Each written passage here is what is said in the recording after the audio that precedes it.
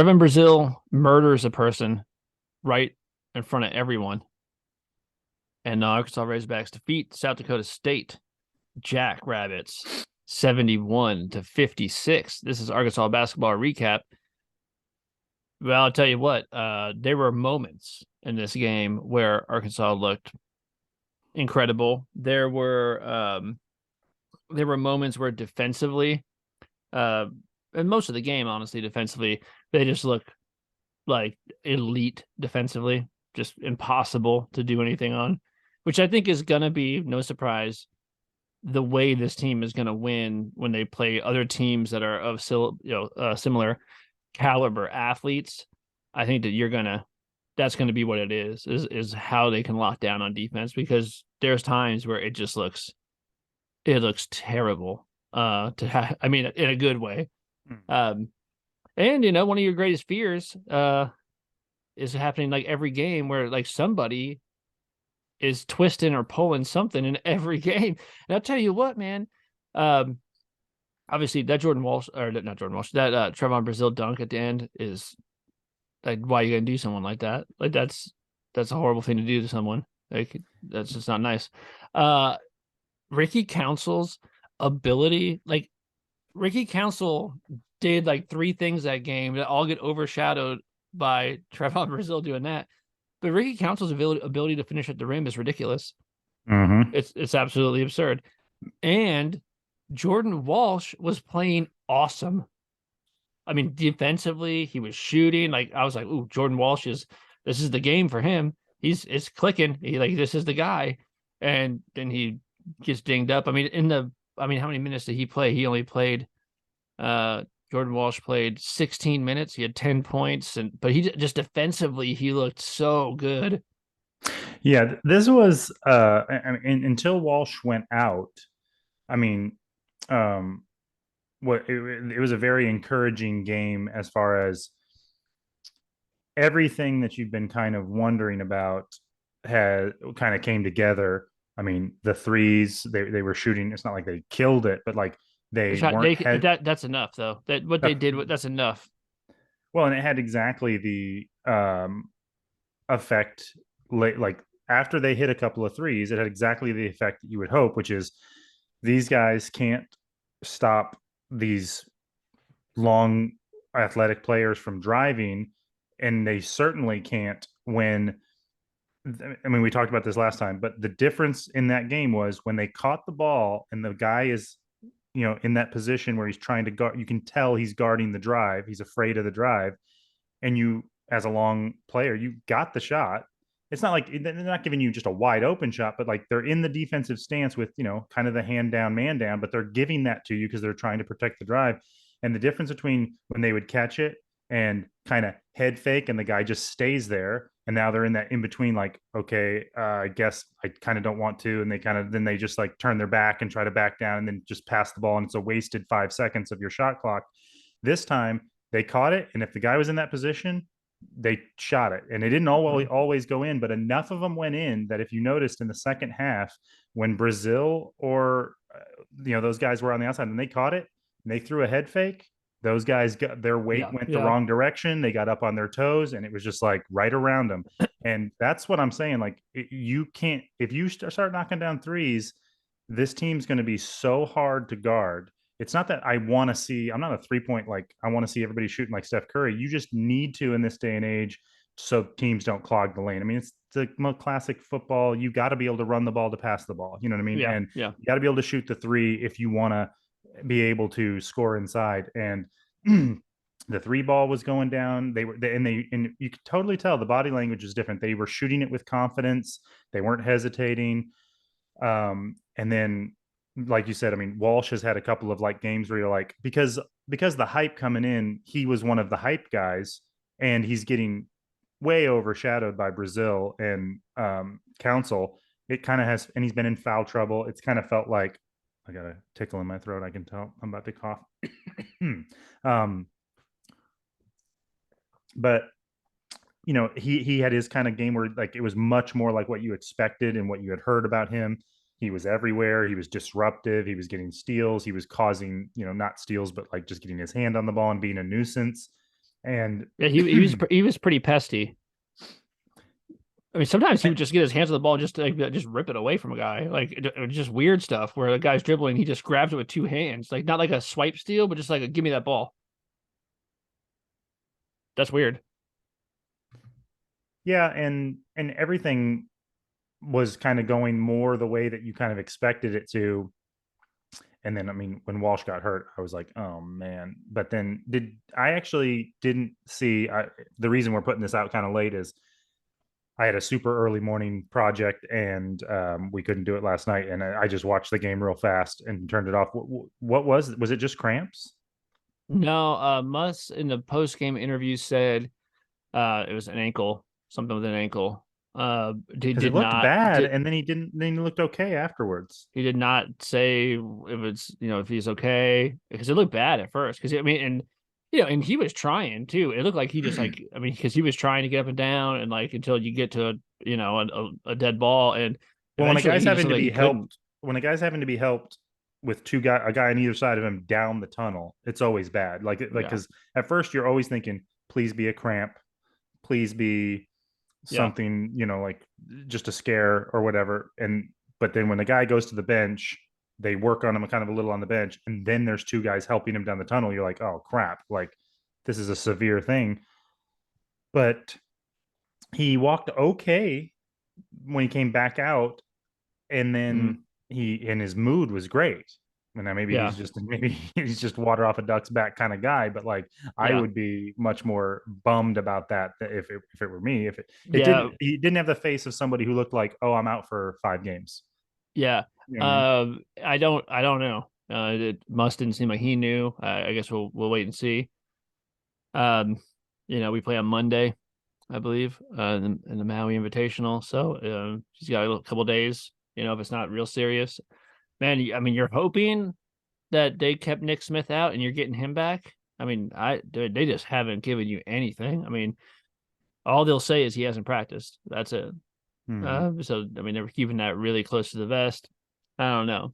Uh, but that's one of the things that's crazy is that you watch that game and whether you think it looked like it or not, I'm telling you this. Now they did get just done playing a game the day before. That didn't help South Dakota State.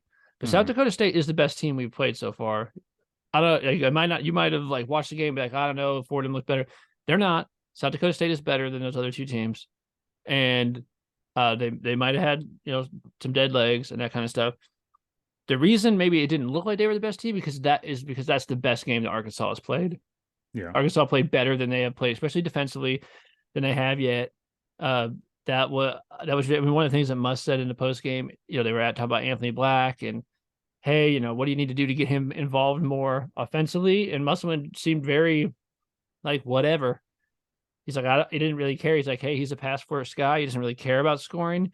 And he's like, he said, Muss said his defense so far in the season is a 10 out of 10. Like you gotta have him on the floor. And I agree with that. I mean, you bring a guy like Anthony Black in, 5-star recruit, and maybe you have like these high expectations for him, uh, but that's not his game. I mean, not. I mean, I think he could develop into a scorer, and sometimes he does stuff that you're like, geez, dude, he's Mm-hmm. so long and stuff. But he's a guy that you got to have on the floor.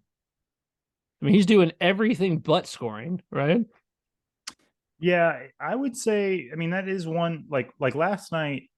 I thought when they started shooting threes and that defense was tough, and I mean Brazil and Council were just doing their thing, which is, I mean, that's the unexpected story of the season to me. Is Mm-hmm. like, you didn't hear much about those guys. I mean, the guys that were touted were Black You heard and they were super athletic, and I mean, you knew Brazil. He played for Missouri, and like in Council, you're like, oh yeah, he's good.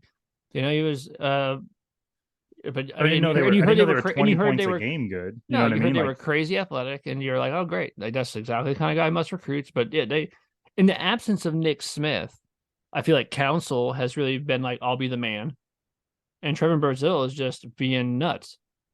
their ability to like, because they're different than we sometimes compare like their athleticism to Qualls, but both of those guys' ability to score is, they're not just athletic, like they're talented basketball players, and not that Qualls wasn't, but like he wasn't as much of just a pure scorer as these guys are. And Mm-hmm. like I said, I mean, yeah, with Nick Smith out, like they're saving the season as far as like you could easily lose some of these games having your best player be out, early. I mean, the announcers were talking about that, how there's good teams that have lost games against teams that are not. I mean, I can't remember which one they said, but like whatever, some team.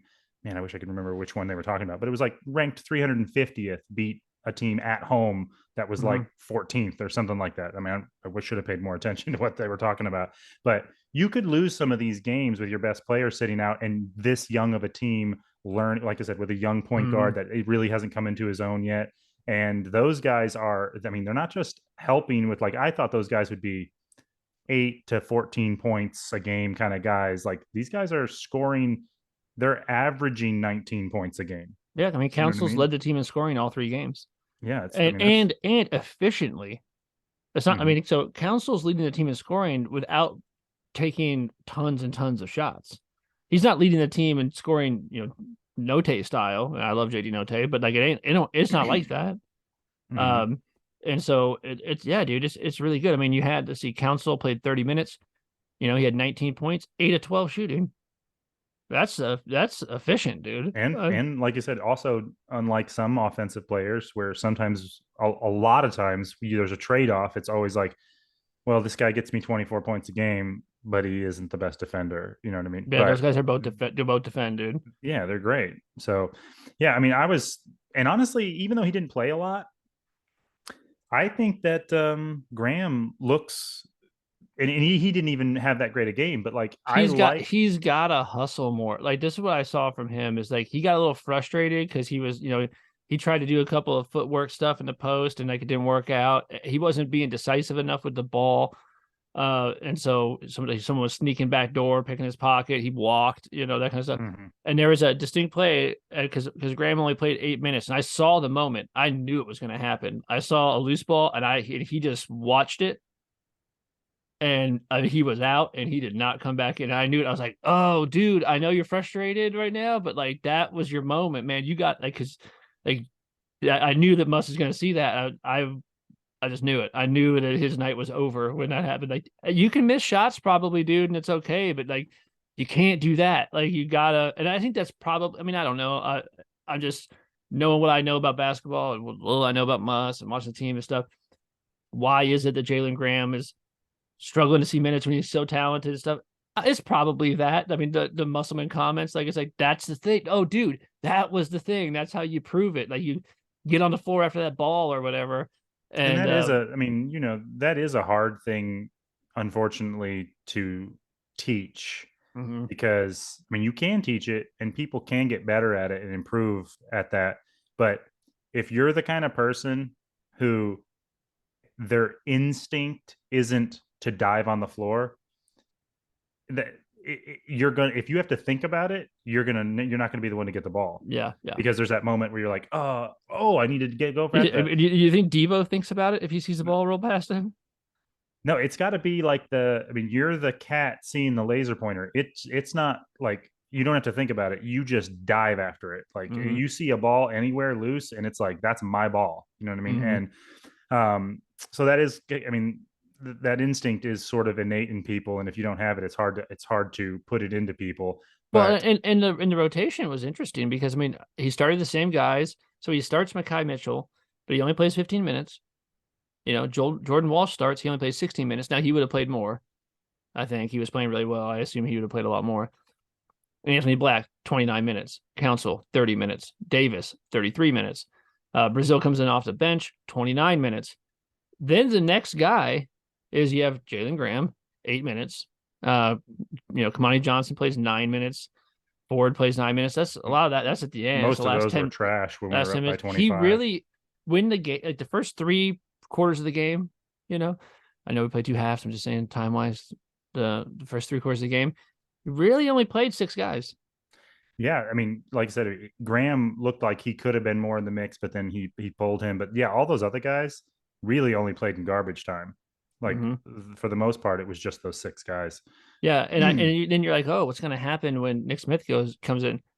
I think that some of those guys will play a little bit less because they probably need to. Like Devo's playing 33 minutes. That's not going to probably be the same. Mhm. But yeah, it probably moves to 7, and Graham could be that eighth guy. Maybe he gets that up to 12, 14 minutes a game if he does the right things. But that's probably it, dude. I mean, you're probably getting a good look at the rotation. That is probably, I don't know. Like, I thought Kamani Johnson might play a big role. I don't know how much he's gonna do that. I think Mekhi Mitchell's playing better than him, and with they when they bring Brazil in, it just becomes it's a crazy different thing, man. So yeah, we'll see. I mean, it depends on what's up with Jordan Walsh and whatnot. But I tell you what, though, I really did think that I really do think that Anthony Black is he had, what did he have? He had 5 points. He was 2 of 3. He only took 3 shots. 2 of them were threes. Had 5 assists, 4 steals. That's great, man. Like he's going to like get you numbers all along the stat sheet. And it does none of the thing that doesn't translate, or maybe it does if you look at the other team's field goal percentage, is this dude is impossible to score on. Mm-hmm. I mean, if you draw him, like your night is going to be terrible.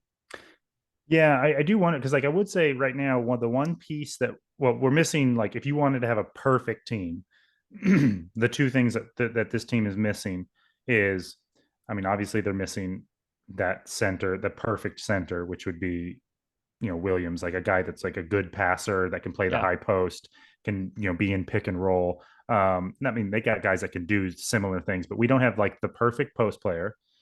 But you can, I mean, that's not even hardly necessary in today's game. Those guys that we have are fine.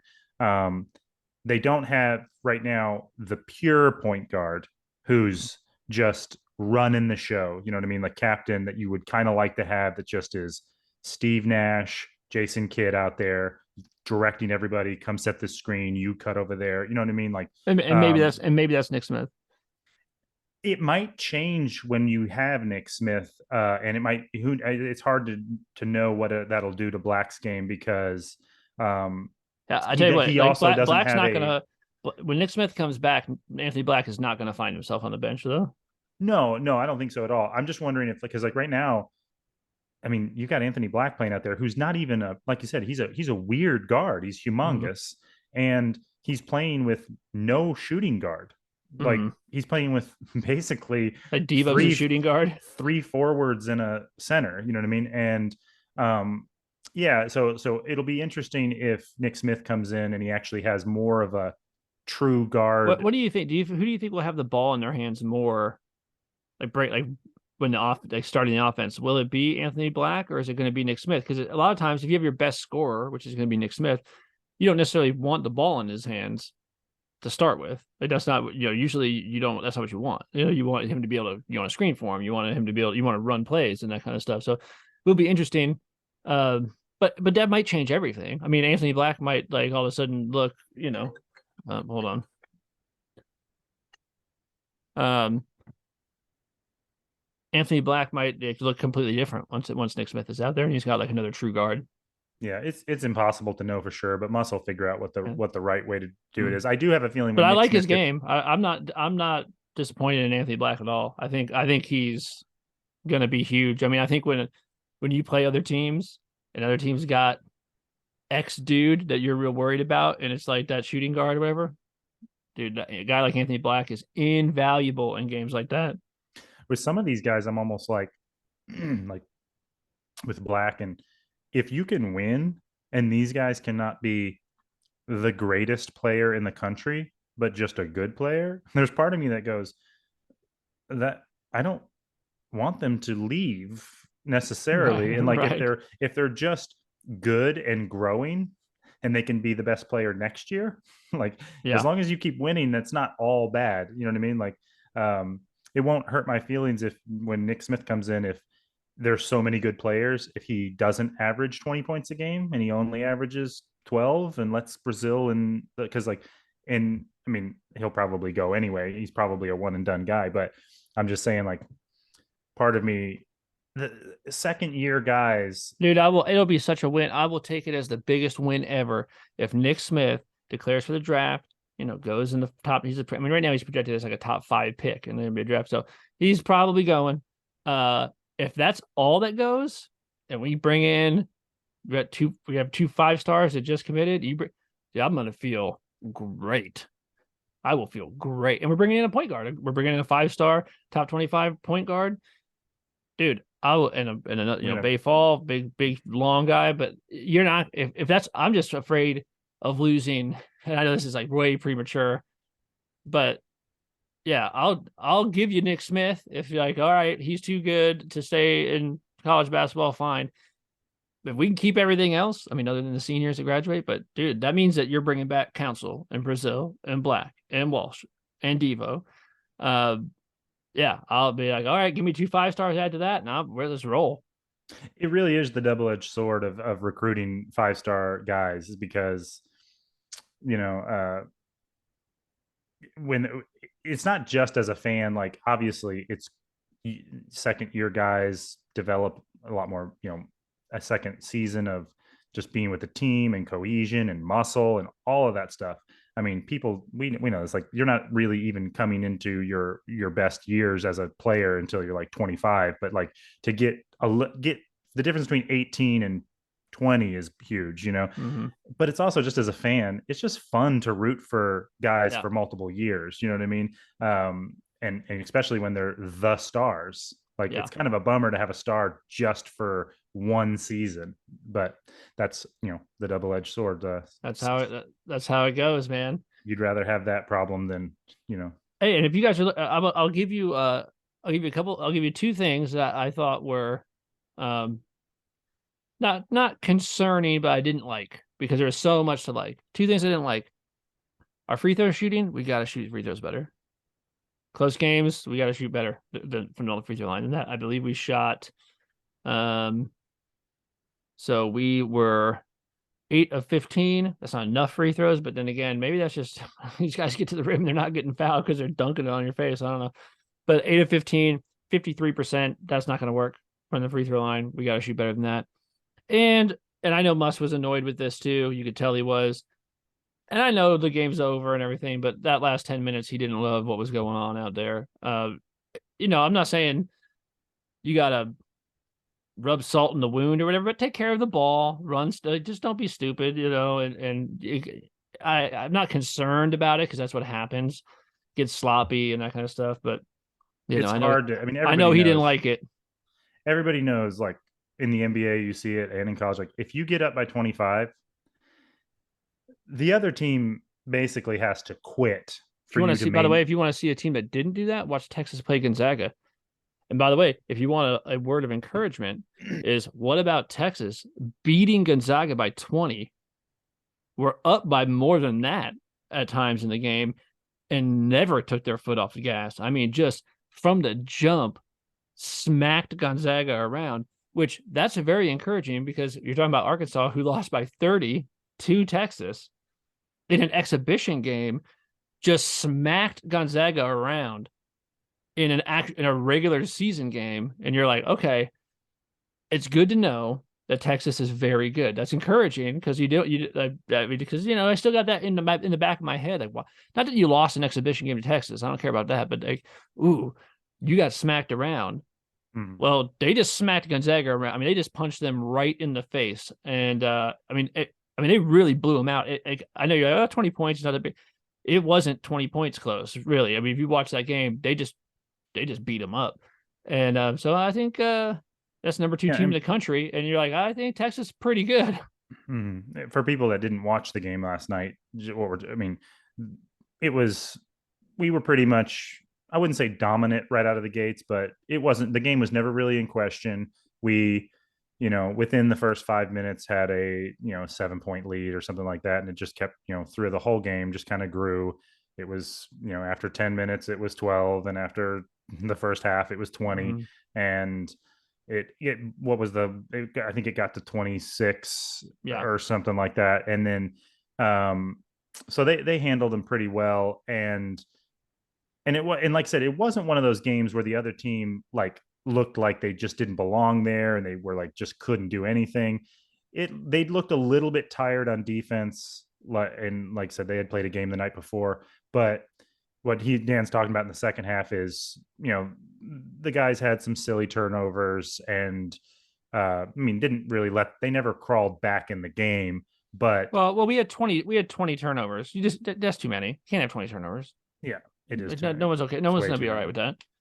Yeah, especially it's way too many when you like you're winning. I don't know. It's like you're not getting pressed on defense. Like Well, that's a what lot of Musk said. Like those are 20 turnovers, but the vast majority of them are like self-inflicted. Like this is not like ooh nice D. You're just doing something you shouldn't do. yeah, it wasn't one of those games where like these freaking guards like press the whole game and like just make it hard to bring the ball up or something. Like No. they, you know. But anyway, overall, like great. I hope Walsh is okay because other than that, there was nothing negative about the game. Um, it'll be interesting to see the dynamic. What happens when Smith comes back? It'll probably, if he really isn't practicing, which I'm assuming he's not, like just like when Note took a couple of games off and then came back, like he's not going to be, I mean, he's going to be winded Mm-hmm. early. You know what I mean? Like you just can't simulate if you're injured to the point that you're not able to practice. Everybody knows, doesn't matter how much running you do on a treadmill, in-game stuff is just different. And he probably will be, I'm assuming his minutes might be slightly limited, and he probably will be, a little bit underwhelming maybe the first game or two Yeah. Yeah. before he's back in, full shape. But I mean, who knows But you though? got to roll them out there, right? You got to get him Oh going. yeah, oh Yeah. yeah. I mean, Yeah. and who knows? I mean, maybe not. Maybe he won't. Maybe he'll just jump right back in there. You never know. But um, yeah, I mean, like I said, I hope Walsh is okay. Other than that, I mean, and then when if you didn't watch the game, you got to go watch Brazil's dunk. I mean, it was at the end of the game. The game was over, but it was really like It was it looked. number one on Sports Center. Was it okay? Because I Yeah, was gonna say LeBron James shared it on his Instagram. Magic Johnson was talking about. I mean, there's all these NBA players sharing it. I mean, it's a ridiculous dunk. I know. I thought the tomahawk was crazy, but like this one from the It's just last because game. his face is at the, it's like what do you, there's nothing to be done. Well, it's not just that. Like sometimes guys get the timing. There's so many. There's like 10 different factors in a great dunk, and a lot. You got to have some of them are like where you jump from. How far out. So like how crazy and how high you get, and then there's like the momentum of where you come from and like how much you attack the rim, how far back you cock it. Like, I mean, because there's cool dunks where you just like are really high, but you just grab the ball on the hoop and just kind of stick it in. And then there's the where the defender is, and this had all the elements of just like, I mean, it looked like if you Another dude that's just getting posterized destroyed on the other end of it. and he came in from the, but like there was the moment where he's cocked back in a way that like if you were drawing a cartoon of like an exaggerated comic book character This dunking the ball. looks like something out of Space Jam. That's what I'm saying. Like Yeah. it just had the perfect like cock back, and I didn't know if he was going to get there because he jumped from far away, and like with the defender there, like I was like, I don't know if I think he might get fouled and miss, but like he looked too far away to get the ball in. But like, so like, I mean, that's, and then, so then coming down because he is stretching, and I mean, it's just everything. It was everything you want in a dunk, with the exception of, I think personally, like the greatest dunk I've ever seen is Taj Gibson in the playoffs posterizing Dwayne Wade, where he's coming down the lane and jumps from like the free throw line, and Dwayne Wade like attaches to him like he put him in like a baby Bjorn, and he just carries Dwayne Wade to the basket and then throws him like onto the ground with his momentum. That was Yeah. like maybe the best dunk I've ever seen. But this one, and part of it's because of the context of that one. It was in a playoff game, but dude, this dunk has everything you want. I mean, it's these dunk guys are crazy. I heard one guy, Arkansas commentator, say, "Yeah, I was asking myself, is that the best dunk since Daniel Gafford?" And this other guy was like, "No, that's the best dunk since Ricky Council." Which is pretty good, right?